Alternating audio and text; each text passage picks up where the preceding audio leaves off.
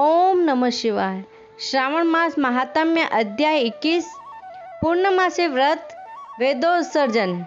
सनत कुमार ने पूछा, हे प्रभु, अब आप कृपा करके मुझे पूर्णमाही का व्रत की विधि के बारे में विस्तार से बतलाइए। इसका महात्म्य जानने से सुनने वालों और श्रवण के इच्छुकों की चाह और बढ़ जाती है।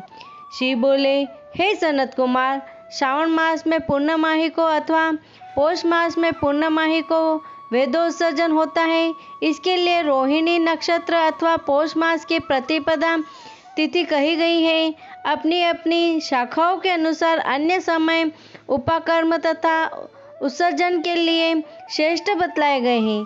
श्रावण मास में पूर्णमाही को उत्सर्जन उत्तम और मनोकूल होता है। भ्रंश शाखार्थी उपाकर्म के लिए श्रावण नक्षत्र प्रसन्नता पूर्वक करने चाहिए।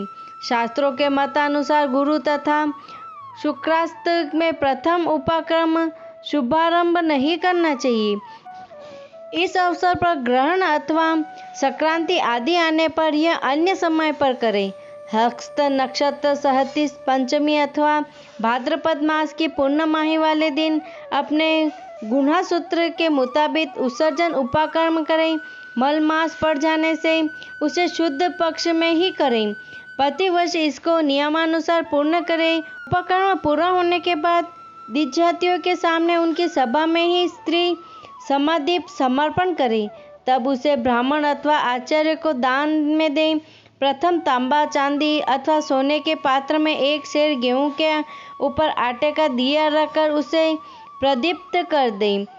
तेल अथवा धृत से भोग लगाकर 3 बत्तियों और पान के साथ उसे दक्षिणा स्वरूप ब्राह्मण को दान दें। ब्राह्मण तथा दीपक का पूजन करते हुए यह मंत्र बोले, मैं यह उत्तम समादीप दक्षिणा एवं पान देव देवार्थ दान कर रहा हूँ। इस प्रकार मेरे समस्त मनोरथ पूर्ण हो तथा मुझे पुत्र पौत्र एवं धन संपदा प्राप्त हो, मेरे यश की वृद्धि हो। इस तरह 5 वर्ष तक यह विधि संपन्न करने के बाद ही उद्यापन करें। इससे देव स्वरूप भी प्राप्त होता है एवं अपनी सामर्थ्य अनुसार ब्राह्मणों को रुपया, पैसा, धन धान्य भी दक्षिणा स्वरूप दें। शिव बोले, हे सनत कुमार, मैंने तुम्हें सब वृत्तांत कह सुनाया है। श्रवण कर्म भी उसी रात्रि को करना चाहिए। तब यहाँ पर सर्प की बलि भी दें।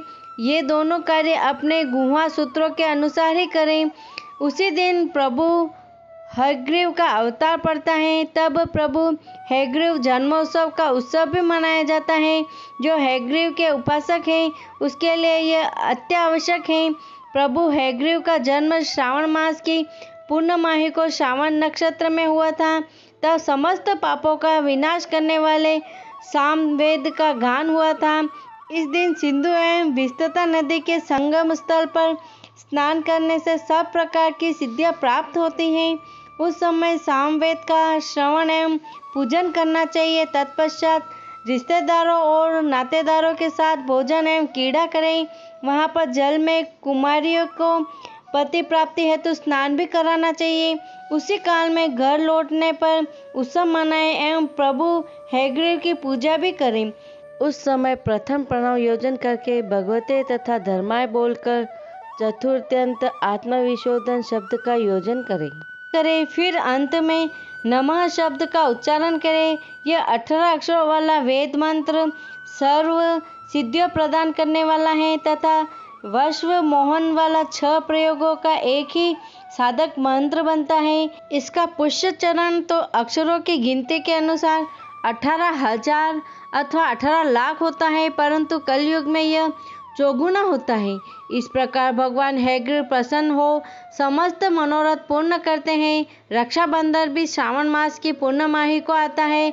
यह दिवस रोग विनाशक एवं दुखहर्ता होता है। हे पुत्र, अब मैं तुम्हें एक अति प्राचीन कथा सुनाता हूँ। पहले इंद्राणी ने यह व्रत जय सिद्धार्थ इंद्र के लिए किया था।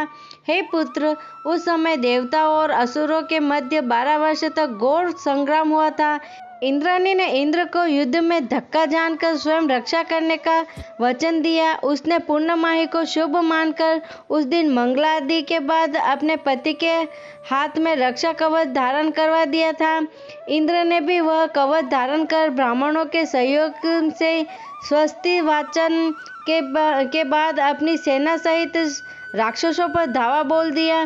देखते ही देखते सुरों ने असुरों को पराजित कर विजय प्राप्त की। शिव बोले, हे पुत्र, मैंने तुम्हें रक्षा कवच का प्रभाव भी कह सुनाया है। यह सुखदायक, आरोग्यवर्धक एवं धन प्रदता होता है। ब्रह्मपुत्र ने पूछा, हे पुत्र, यह रक्षाबंधन पर्व किस विधान, किस समय और किस तिथि को मनाना चाहिए? इस पर भगवान बोले, हे वत्स, यह पर्व श्रावण मास की पूर्णमाही को आता है, अतः उस दिन प्रातः स्नान आदि से निवृत्त होकर ध्यान करना चाहिए। सायकाल पूजन के पश्चात पितृदेव और ऋषि का तर्पण करें। स्वर्ण पात्र की सुरक्षा बनवाकर उसे सोने के धागे से बांधकर मोतियों की माला से विभूषित कर उसे सरसों व चावलों के भीतर रखकर सुंदर बनाएं। उस स्थान पर पहले कलश रखकर पुण्य पत्रों के द्वारा उसे रक्षित करें।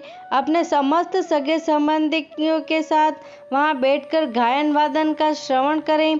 तब यह मंत्र उच्चारित करें, आपने महाप्रतापी राजा बलि को जिस बंधन में बांध दिया था, अब उसी से मैं आपको बांधता हूँ। अतः हे रक्षे, अब आप न चले, कभी न चले। क्षत्रिय वैश्यों और शूद्रों को भी पहले ब्राह्मणों को पूजन करके ही रक्षाबंधन पर्व मनाना चाहिए।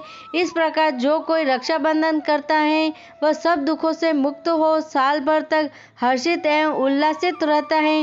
विधि विधान एवं नियमानुसार यह पर्व मनाने वाला पुत्र पौत्रादि धन संपदा में युक्त हो पूरे वर्ष प्रसन्नचित एवं सुखी रहता है।